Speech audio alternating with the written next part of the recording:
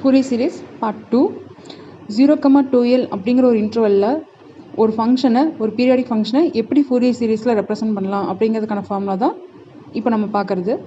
The formula for f of x equal to a0/2 plus summation n is equal to 1 to infinity an cos n pi x by l plus summation n is equal to 1 to infinity bn sin n pi x by l per a0 equal to 2 by interval length integral lower limit to upper limit f of x dx, an equal to 2 by interval length integral over lower limit to upper limit f of x cos n pi x by l into dx, bn equal to 2 by integral length integral lower limit to upper limit f of x sin n pi x by l into dx.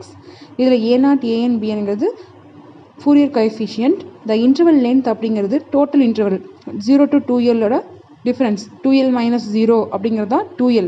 So 2/2lன்னு வரும். Lower limit அப்படிங்கிறது 0, Appar லிமிட்டுங்கிறது 2l.